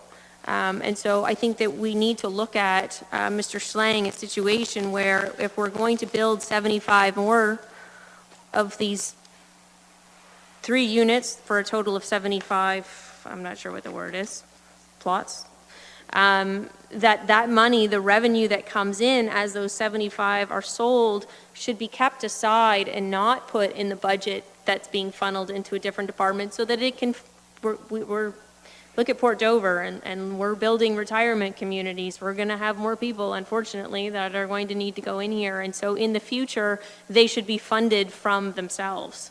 And if we start with one here, we should be able to fund the construction of future of these without it impacting the levy down the road. Okay. Councillor Huffman on this? I just want to say I agree with Mayor Chop. I think there should be a cost recovery here, that this wouldn't be something that would affect the levy. Anybody else? So what do you wish to do with this Oakwood Cemetery Columbarium Project report? Mayor Chop? Well, I think that we have to move forward with it, but I think that we should create an account for the revenue that comes in for the purchase of those units within the columbarium so that in the future, all future columbariums are funded from the revenue generated on the columbariums. Okay, but you're in support of the recommendation? Well, I think I'm going to have to be. Okay. 60% sold, right? 60, that one's already built. The 60% sold was a 75. So theoretically, we should have 40% of that revenue should be the first money that goes into this new account that we need to create. Do you understand the request, Mr. Johnson? Okay, anybody else wish to discuss that at this time? Councillor Taylor? Just, I believe what the mayor is speaking about is setting up a reserve where the sales go into the reserve, and when we need to build these things, we pull from the reserve, so there's no levy impact. I believe that's what. Okay. You got it. Mover to seconder for the motion here, Mayor Chop and Councillor Huffman is the seconder.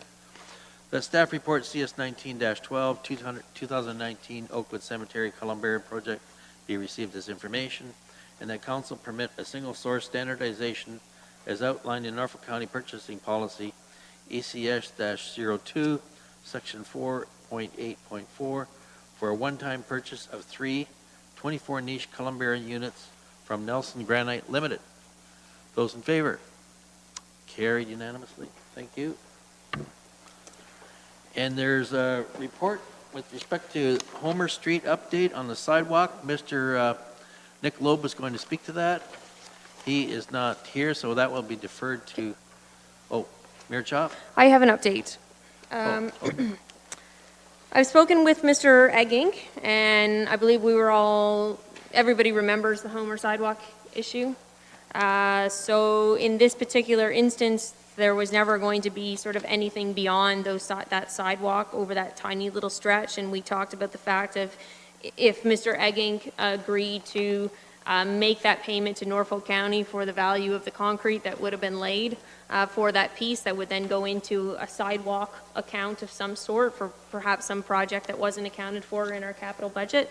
And when we spoke, he said that he had indicated to Norfolk County that he would be willing to pay $15,255 cash in lieu for the sidewalks on that stretch on Homer Ave.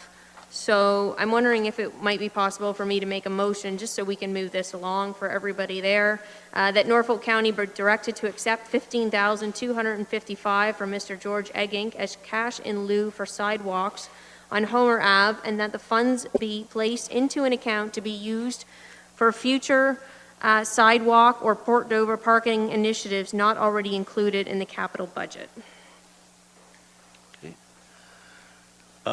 Public Works, have you had any updates or anything with respect to this, Public Works Department?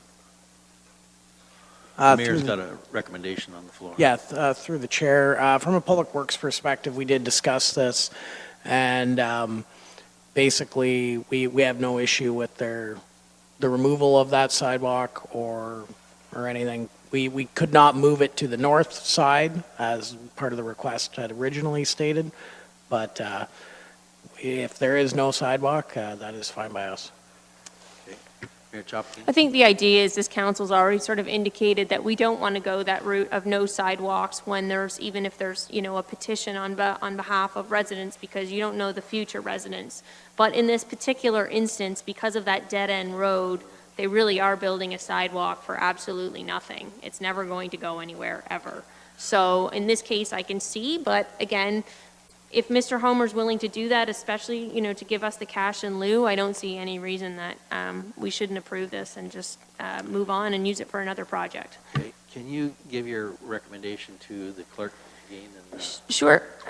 So that Norfolk County be directed to accept $15,255 from Mr. George Eggink, or rather Eggink Homes, as cash in lieu for sidewalks on Homer Ave, and that the funds be placed into an account to be used for future sidewalks or Port Dover parking initiatives not already included in the capital budget. Okay. Ms. Mover, Councillor Martin, seconder. Okay, it's on the floor. The recommendation's on the floor for discussion. Any questions or comments? Call the vote. Those in favor? Any opposed? That's passed. Thanks. Okay, we do have our Councillor Huffman has an item here, a motion that she's putting forward. And it's that staff be directed to prepare a report outlining options for the establishment of an interview committee of council to oversee the volunteer appointment process, and that staff be directed to also present options for increased volunteer recognition of committee members to begin in 2020. Councillor Huffman, would you like to speak to your motion? No, in some regards, I think it's pretty self-explanatory. But having gone through the committee selection as a new councillor, I found that the system to me just seems to be a little piecemeal, and there isn't a lot of transparency. I didn't understand when staff recommendations came, how they came to those recommendations. I didn't see any scoring grids.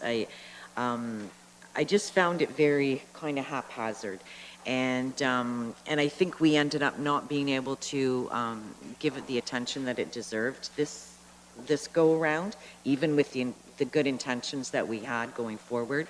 And I would just like to see it in a more formal sense, and also that when we're looking at some of the seriousness of the committees, and we're looking at remuneration and things like that, that we need to be doing some interview pieces interview process for some of those committees. So, Okay. Is there a seconder to Councillor Huffman's motion? Councillor Michelle is a seconder? Okay. Would you like to speak to the motion, the recommendation, Councillor Michelle? Thank you, Mr. Chair. Yes, I would have to agree with Councillor Huffman that that whole process, and I know that all of us were kind of new to that, but I did also at times feel that we were kind of looking through names and if someone seemed to be in support of one person and another councillor didn't know anything about that person, we kind of just sort of took all that at face value and nodded our head. And I think this process, maybe being a little bit formalized, will come up with maybe a little bit more transparent result. Okay. Does this come under the clerk's department? Okay, SLT will figure that out. So the recommendation is as printed on page 187 of the agenda package. If there's any further discussion, those in favor of the recommendation? Those opposed? That's carried. Thank you. And now, we do have a closed session yet and other business. Do you want to do both those or one of them or? seriously? Are they important? Where's that one? Okay, the clerk tells me we have to do the closed session, one of them for sure. Okay. So do you want to pass up the other business tonight? No, they don't. They're here for the long haul. Mr. Godby. Oh, sorry, through the chair, before you guys passed on other business, I did have something of importance to relay. Okay. Whenever the time may be. Sounds like we're doing both then. Okay. So we'll go to other business at this time. Mr. Cridlin. Nothing this evening. Mr. Godby. All right, thank you, Mr. Chair. I have a few items here. They are all relatively brief. I would just like to acknowledge that we are nearing the end of our spring water main flushing program, about another week or so. We'll be done all that through all of our urban municipal water systems. We have to thank all the residents. Frequently you do end up with some discolored water through that process, so we thank them for their patience and understanding. Road staff are continuing to address pothole issues, so as those come in, we would, again, still like to hear about them. As they get reported, we will deal with them. I would like to point out that our leaf and yard waste collection is in effect as of yesterday. It is for the entire month of May. Kind of related to that, council will notice in your information package, or actually it was left on your table, I guess. There's a memo there from Marissa Bachlow, the supervisor of waste management, with regards to our $16 days at the transfer stations. So I just wanted to draw your attention to that.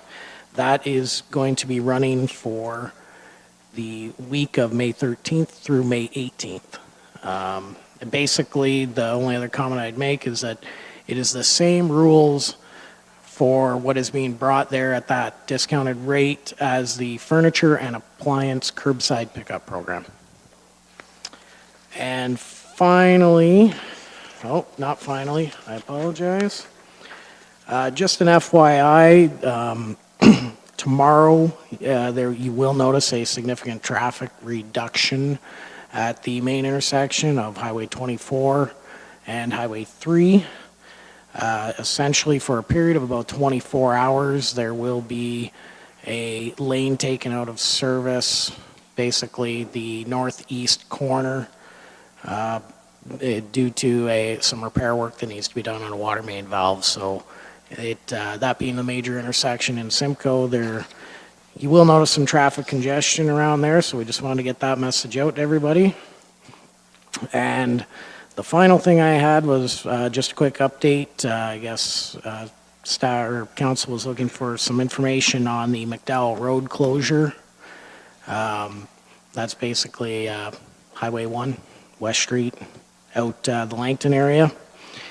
So basically what we've had there is a culvert failure resulting in a washout under the road. It's approximately 40 feet deep. We have actually engaged a contractor who is looking to be boring a new pipe through. So by about the end of the month, that should be closed and or that should be completed, and the road will be reopened for use. And that's the end of my list. Thank you. Thank you. Is there a question to Yes, this? did you say the end of the month? End of May? Yes, that is correct. About the end of May, all the work should be completed. Once the pipe is bored through, we have to actually repair the road base itself. So it'll add about another week. And there's detours set up on that, correct? Yes, that is correct. Okay. Mr. Enslin. Good evening, Mr. Chair. Just want to pitch a little message regarding May being Building Safety Month in the province of Ontario and internationally. I just want to identify that municipal building departments across Ontario are raising awareness about the importance of the Ontario Building Code and the building permit application process. Ontario has one of the strictest building codes in the world, which is why Ontarians feel safe in the places that they live, work, and play. When building regulations are followed, communities thrive in a safe building environment. Ontario building officials are municipal employees who oversee all construction, including buildings, housing, and structures, to ensure that work complies with Ontario's complex and strict building codes. Building staff are experts in interpreting and applying the Ontario Building Code and are on the forefront battling obstacles that do get in the way of building safe, sustainable, and accessible communities for everyone across the community and the province. I would just like to invite the general public and any member of council or contractors to visit our office and say hello, to meet our building department staff on a personal basis, and just to have some discussion and talk more about Building Safety Month. So just want to share that with the council. Okay. County CAO. Nothing. Moving over to Mr. Johnson. Ms. Miranda. I have a couple things, if I may. I'll try to be really brief. First of all, I just wanted to let council, and I was going to share it under the Board of Health earlier today, but just because of time constraints under other business, I didn't. Last week, we did receive the official high-level documentation from our Chief Medical Officer of Health, Dr. David Williams, from the Ministry of Health and Long-Term Care. So just a few key points from that documentation, that there will be 10 regions, which those regions have not been shared. The only region that has been confirmed at this point in time is Toronto, which will remain a region. There will be a cost-sharing shift for the next 3 years. That will be effective April 1 of 2019 for all programs, including the 100% funded programs. We don't appreciate what those impacts are right now, so we will bring that forward as we know more. There will be potentially one-time funding available to mitigate some of these impacts to the municipality, and there may be consideration for some exemptions or waivers for some aspects under the Ontario Public Health Standards on a board-by-board basis. They will be introducing a new seniors dental program for low-income seniors, so more to come on that as well. We did have our official very first one-on-one meeting with the ministry today. We are not clear yet on what those impacts will be, and they will be confirming those with us shortly. And as we know what those impacts are, we'll bring them to the board for your consideration as we move forward. So we will bring all of that forward to you in a report or updates as they are known. I just wanted to put those high-level key points out this evening. And secondly, I just wanted to recognize that this is Nurses Week, so just take a moment to acknowledge and appreciate a nurse, both that work for Norfolk County, but those that you encounter in your day-to-day interactions. Thank you. Thank you. Mr. Soshenko. My apologies, I've been walking around sniffling a little bit, so apologies for that. And unless I take a significant downturn tomorrow morning, I'll be at Greens at Renton, listening to the mayor's breakfast, and registration starts at 7:30 for that. And the mayor will be sharing the past year's progress and the future outlook for Norfolk County, so I'm looking forward to that tomorrow. Good thing you're sitting next to a nurse. Ms. Gabi. Counselor Geist. Counselor Rabbits. Just one item that came in today with regards to Bill 107 and Bill 108. Bill 107 has just recently been passed. It's Getting Ontario Moving Act, pertains to amendments to provincial roads and things of that nature. Bill 108 is the More Homes, More Choices Act, and I'd appreciate it if staff would perhaps have an opportunity to digest the bills as they've come out, as I believe council and myself will as well, and it'd be good to get some information coming back with what the impacts of those are, considering we're talking about housing this evening, and we've just finished having a review of our development charges, and now we have brand new announcements coming down from the province. I'd like to know what the impacts of those are. Councilor Rabbits. Councilor Taylor. It's getting late. Hey, Homer. I'd just like to recognize that the Year of the Cat 2.0 Radiothon, last I checked, raised over $56,000 for Norfolk General Hospital towards the new CAT scan. As well, Lyndale is celebrating their 20th year as a school in Simcoe, so just want to warm wishes that way. They're celebrating that Thursday at May 9th, 5 to 7:30. Thank you. Councilor Michelle. Thank you, Mr. Chair.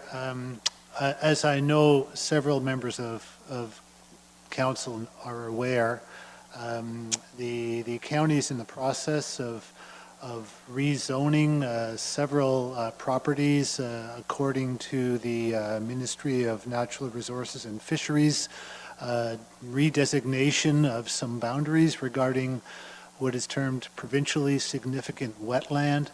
And I am pleased to see Mrs. Cull here. She's been taking the bulk of the calls from residents. It just happens that seems the majority of people who have concerns or questions about the rezoning on their property are in Ward 1. And I'm going to ask now, if it's an appropriate time to do that, to add that topic to our action item file.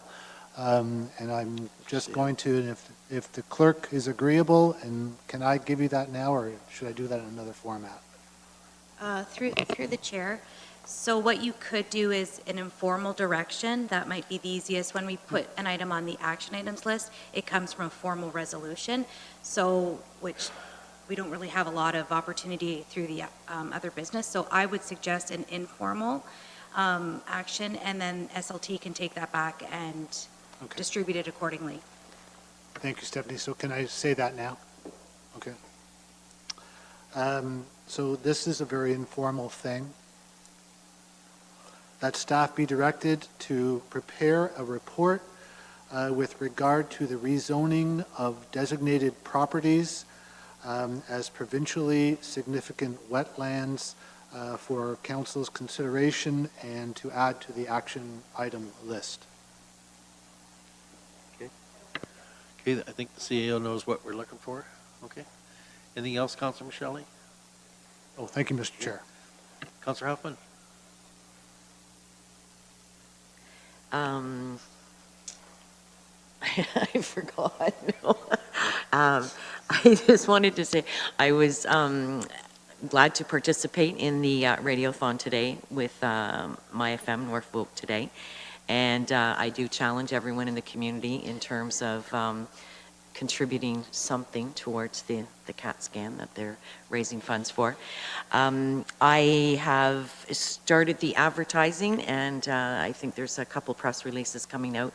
So next Wednesday, May 15th, is that the date? Yes.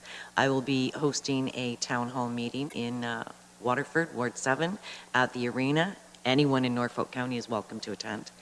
And looking forward to attending the Mayor's Breakfast tomorrow at the Greens of Renton. Councilor Van Passen? Nothing this evening, Mr. Chairman. Councilor Martin?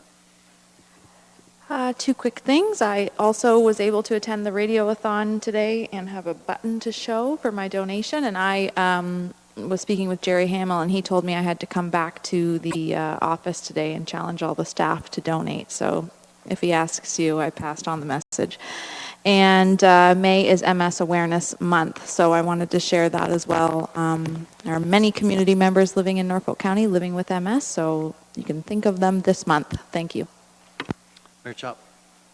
Thank you, Mr. Chair. A nice email today from Mr. Strang on behalf of the Port Dover Lions Club that wanted to extend their thanks to Todd Shoemaker and Brad Kovacs of Kovacs Electric Service, who were instrumental last Friday in having the nets reinstalled at Harry Meisner Ballpark.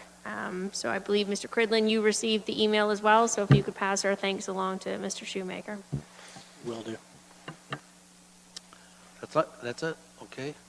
I just wanted to add that we did have a Norfolk County hometown sports hero pass away this past week, Red Kelly. And I had a couple phone calls as to how the county's acknowledging his passing. I noticed that the flags were at half-mast, I believe, here. And someone says, well, aren't you naming a road or something after him, like Rob Blake Way? And we do have, Rich Roberts has informed me that we do have a road, a portion of St. John's Road named after him.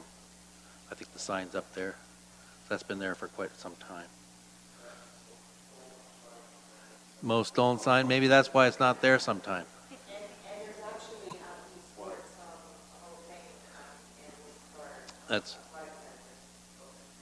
That's for sure, yeah. Okay, thanks for that. So, that's all we got, and we're going to move into closed session. I need a mover and a seconder for the following. That committee move into closed session at 9:56 p.m. to discuss matters pursuant to Section 239B and C of the Municipal Act 2001, as the subject matter relates to personnel matters about an identifiable individual, including municipal or local board employees, and a potential acquisition or disposition of property by the municipality or local board. Those in favor, or I need a mover and a seconder first, Rabbits and Huffman. Those in favor? That's carried. Thank you. Got that? So some people go home. You can't, they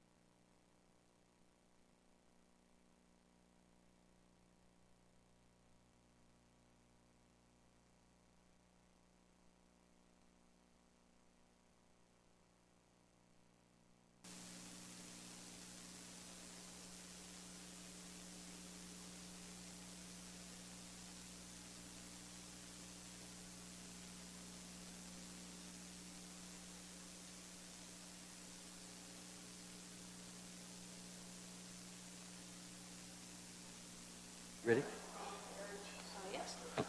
Okay, if committee members could be seated, please, we'll continue. I need a mover and a seconder to adjourn the closed session at 10:08 PM and reconvene in open session. That was Michelle and Rabbits. Those in favor? That's carried. And now I've got three recommendations. And mover and a seconder, that report DCS 1958 Habitat for Humanity offered to purchase land be received as information, and that council provides an exemption from Norfolk County Policy EBS 60, Land Purchase and Sale Policy Section 11, requiring the lands to be declared surplus at a meeting open to the public, and Section 1.2, Valuation of Land. And that council declares Lot 3 and 4, Plan 272, surplus to municipal needs, and that council approves the selling price of $15,000 to Habitat for Humanity Brant Norfolk, and that council approves a grant to Habitat for Humanity Brant Norfolk with an upset limit of $3,600 to cover building permit related fees to be funded from the mayor and council grants to others, and that the mayor and county clerk be authorized to sign the agreement of purchase and sale and any other documents required to complete the transaction. And further, that the net proceeds from the sale of the property be credited to the current year operating budget as a disposal of a tangible capital asset and transferred to Property Management Services Reserve. Any questions, comments, discussion? Note. Those in favor? Oh, I need a mover and a seconder. Rabbits and Martin. Those in favor? Opposed? That's carried. Thank you. Now, I read those out. I know they're long sometime, but people watching this show, they sometimes don't get the gist of what we're talking about if you don't read it out. Okay, so sometimes I get text messages here and emails. The next one, that confidential staff report, CEO 1917 Recreation Facilities Advisory Board be received as information, and that council appoint Chris DeMeester to RFAB for a term commencing immediately and ending January the 14th, 2020, in accordance with the council-approved terms of reference. Mover, Geisens, and Martin. Those in favor? That's carried too. Thank you. And the last one, that staff report CEO 19-18 regarding appointments to the Telecommunications Advisory Committee, and that Lauren Brown, Shayna Rickerman, Doug Rixman, Amy Ferris, and Joseph Francis Murphy be appointed to the Telecommunication Advisory Committee for a term commencing immediately to November 20th, 2022. Any discussion? Mover, Michelle, and who's the other hand? Martin. Those in favor? That is carried. Thank you. Okay, that pretty well concludes our meeting. I just need a mover and a seconder to adjourn the May 7th, 2019 Council and Committee meeting. Mover, Michelle, and Martin again. Those in favor? That's carried. Thank you for your participation. It's been a very comprehensive agenda to deal with.